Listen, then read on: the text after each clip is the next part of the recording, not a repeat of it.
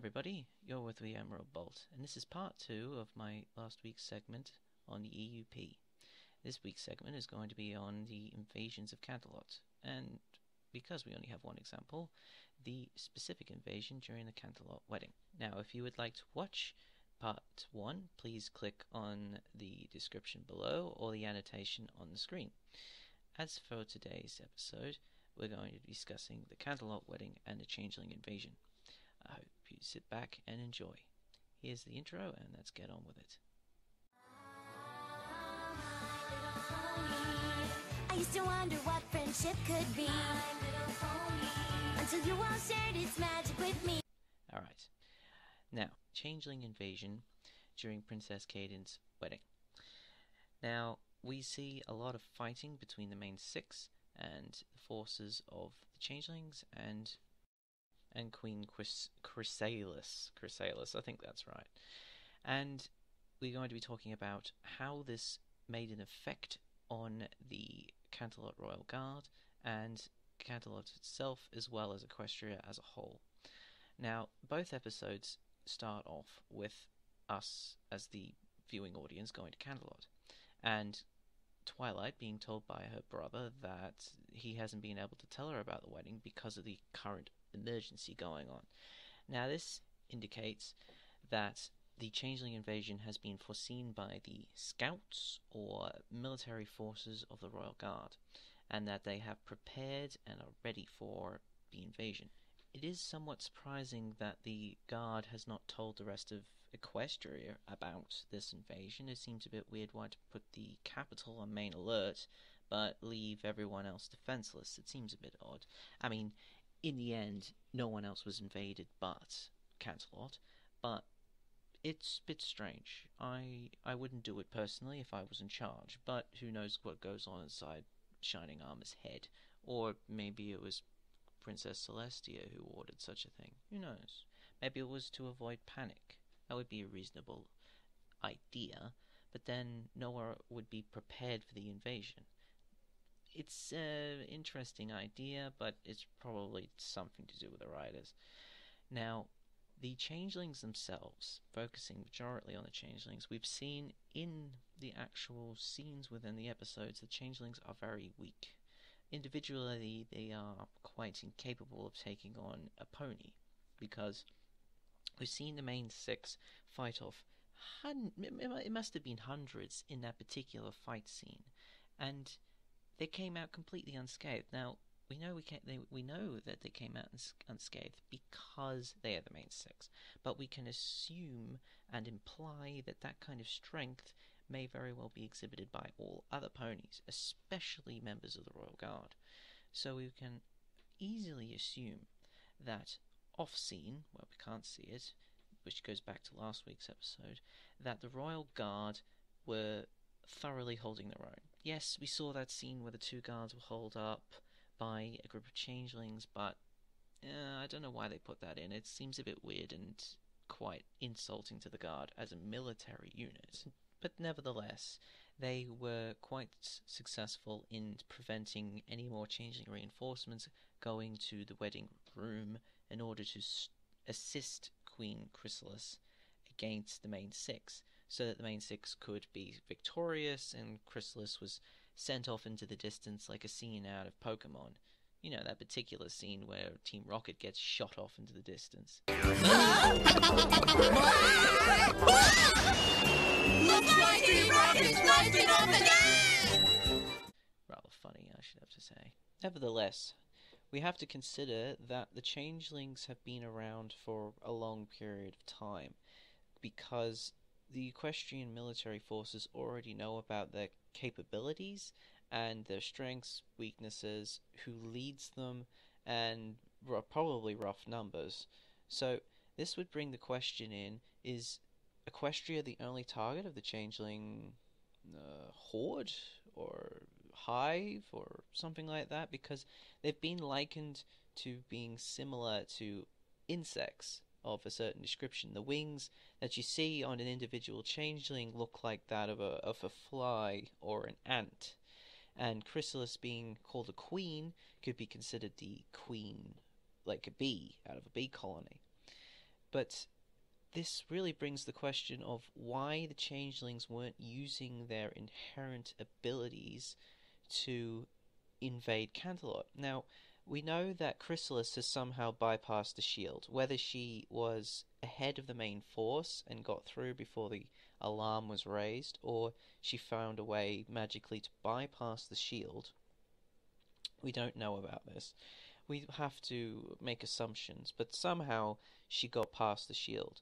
But apart from the one scene where we see the main six take on hundreds of copies of themselves, we don't see the changelings change appearance, which really brings into question why. If a faction has the ability to disguise and alter one's appearance to be that of its enemy, why not make full use of this?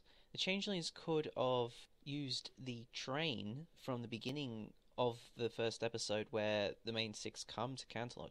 They could have used the train to put soldiers on the train and disguise themselves as ponies in order to make their way into the capital past the shield. It seems like the individual changelings do not possess much intelligence. Yes, they might be capable of shapeshifting, but they seem to be dim-witted because they are poor fighters, they are not very coordinated, and they didn't use any tactics when attacking the capital itself.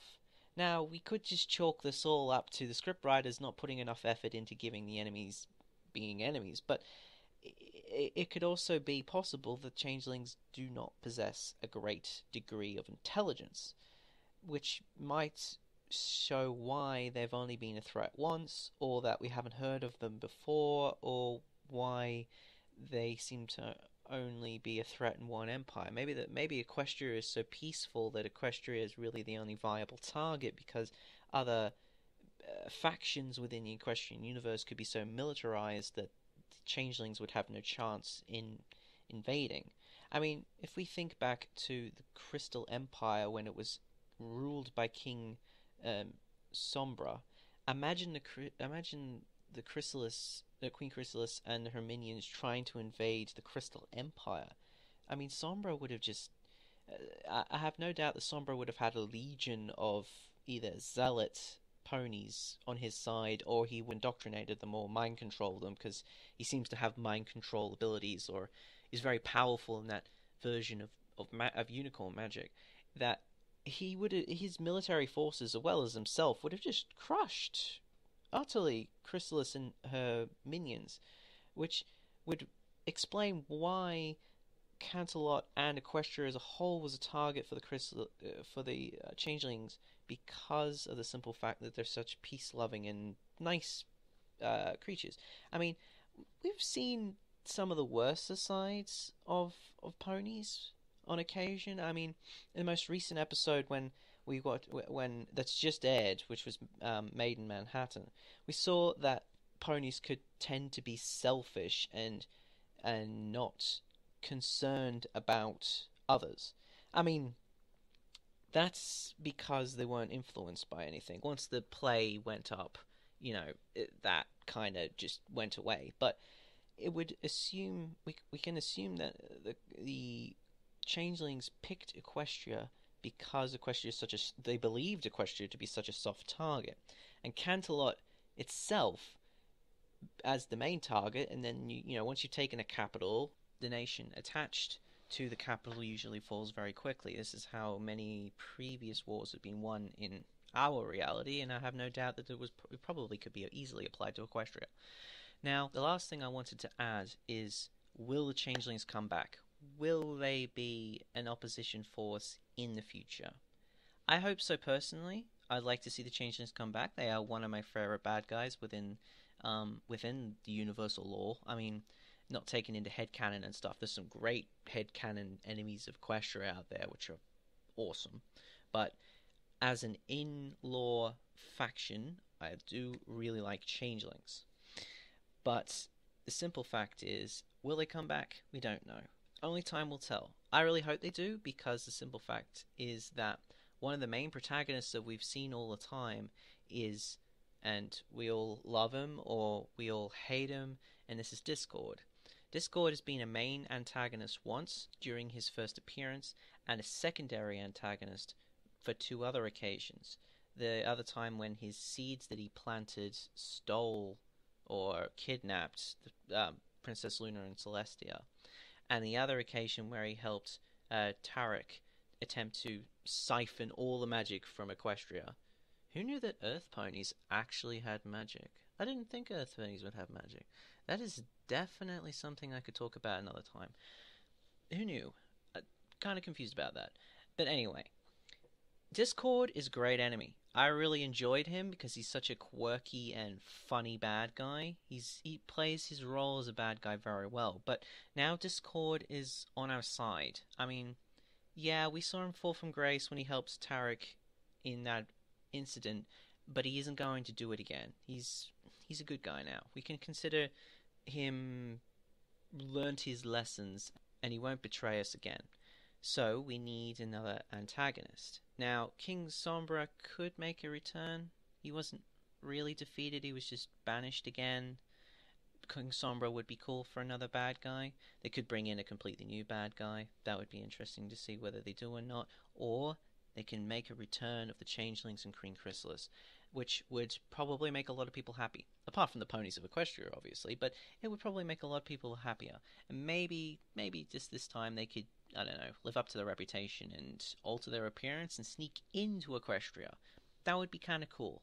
Whether they do it or not, who knows? Whether they're a main antagonist again, who knows? Whether they come back, we don't know. I mean, we did see a Changeling in Slices of Life. Now, this may be just a tribute to the Changeling invasion, or it may be an indication of what's to come in the future. We don't know. We will find out. I hope it's an indication of what's to come in the future, as well as a show off the past. But next time, I hope when they're picking an antagonist that they reconsider the Changelings. Until next time, guys, you've been with the Emerald Bolts. Please leave a comment, like, subscribe, all of that yada yada yada, and I'll see you next week. Until then, peace.